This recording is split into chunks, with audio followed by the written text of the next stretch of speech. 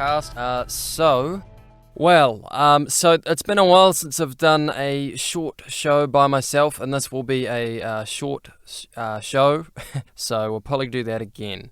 So at the moment, yes, this is going to be a separate show that'll just be me on just this one.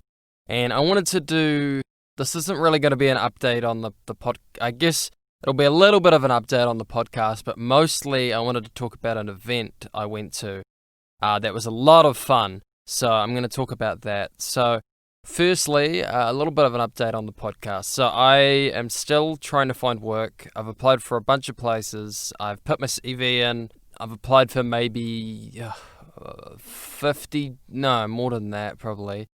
Like maybe 60 jobs over the last couple months. I have went and applied with Oceania, which is a group that does like live sound and that sort of thing. They're checking my references, and then they said they'll get back to me. That's more casual work, but if I get that, that would be cool anyways. And let me see. I've also, I applied for that place I had the interview for that I told you guys about that last time, and yeah, that's still going on. Applied for a bunch of MediaWorks jobs, still hoping to hear from that. If you are listening, MediaWorks, I'd love to hear back from you. I'd love to work for you. So I've been busy doing that and just prepping, just still keeping active a little bit occasionally. Let me see. I guess I've been... I went and saw Richard Jewell, which was a cool movie, Clint Eastwood movie. Wasn't amazing, but wasn't too bad either. But that's not what I wanted to talk about today. What I wanted to talk about, what the main focus of this will be, is I went up to Auckland and I saw Alice Cooper.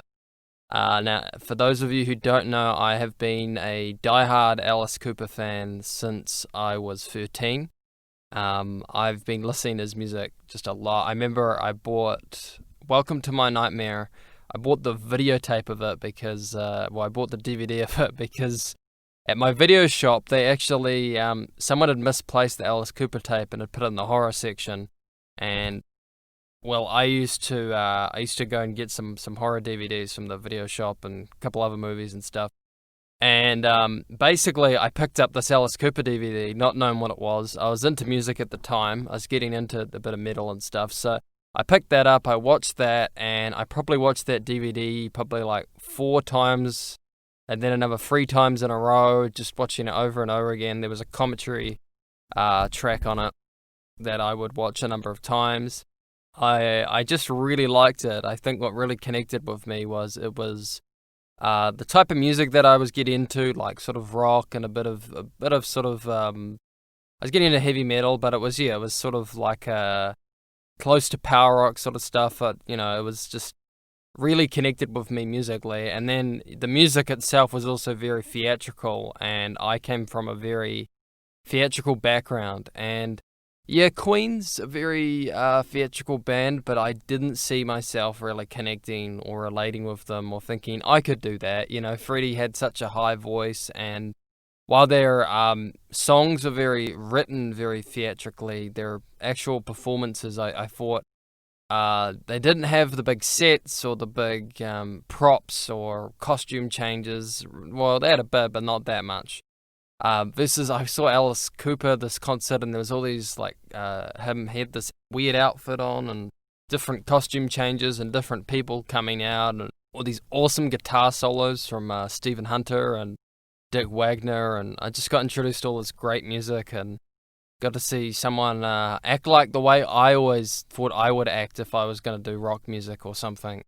And I just connected with it so much. And so I went to the show. I was completely pumped. And I got there, and the first band that was opening was a MC5 tribute band, which has the original member, Wayne Schaefer, I think, who's the guitarist. He's the only one left from MC5. The rest of the members were people from like Soundgarden and Faith No More. And they were really good, except for the fact that this place had like a seating arrangement, which wasn't too good. But other than that, it was fine. So that I went and saw them, and yeah, it was a little disappointing that everybody was in their seats and sitting at a punk concert, because I'm used to everybody just getting rowdy and moving around. So little disappointed in that. But then Airborne, this Australian band, came out, and they were kind of like an AC/DC style band, and I had heard some of their music and I didn't think much of them, but then seeing them live, getting to see their energy, getting to feel that bass, man, whoever was doing their sound just brought the bass in.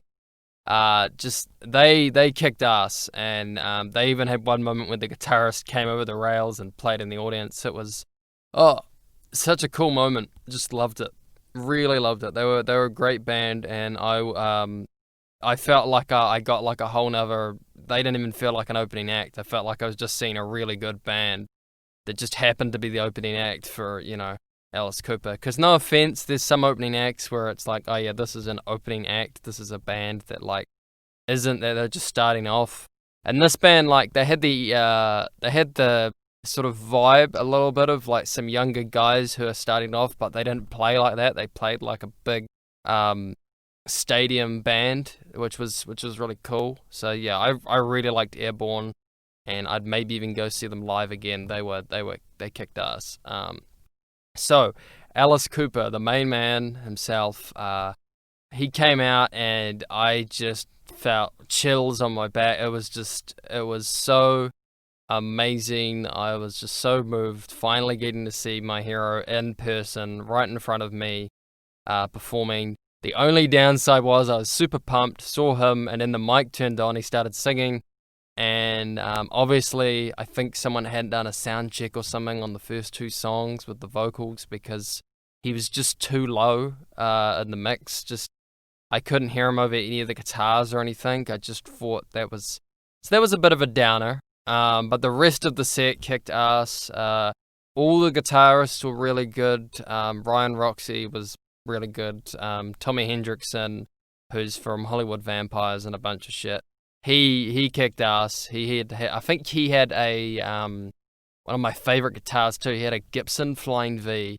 that was like a wooden finish, and that was just beautiful to look at. And he was fantastic. And then yeah, of course Nita Strauss, she's came a long way from being in like a cover band, and I wasn't too sure of her, to be honest. I thought she was a really good guitarist, but I'm a big fan of Ori Anthony, who was the previous guitarist, and I wasn't too sure if she could live up to that sort of playing style. But she proved herself, and she's just a great guitarist in her own right. And yeah, she was awesome.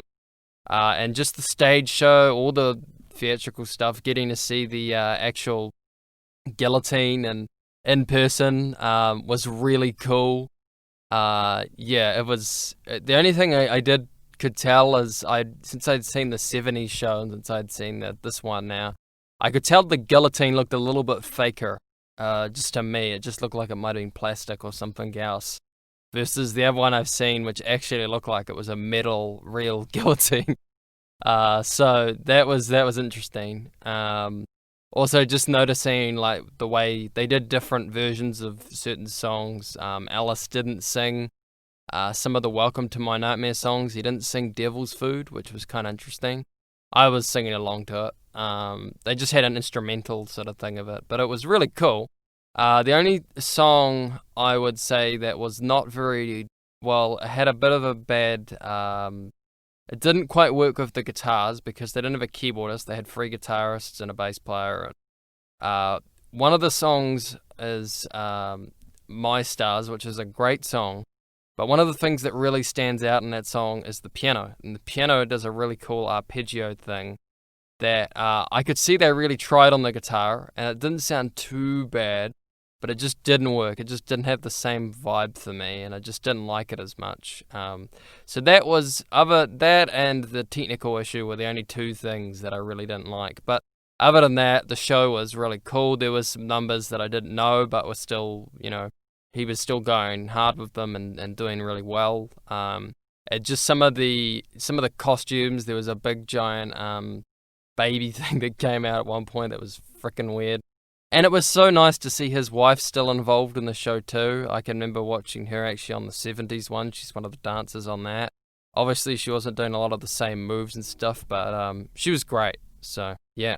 Well, yeah, I just loved it, and it's probably one of the biggest highlights for me as a concert goer. I just absolutely loved the show. I at one point got really excited thinking an original Alice Cooper member came out, and then found out no, it's Elton John's guitarist, and I was a little disappointed, but at the same time I was like, oh, that's kind of cool. Still wish it was Michael Bruce, but whatever. So yeah, this has been Alternating Sloth Podcast. I'm sorry, but I don't know what's going to happen with Insert Cast at the moment. I'm going to try and see if I can get it started up again, but I'll let you guys know.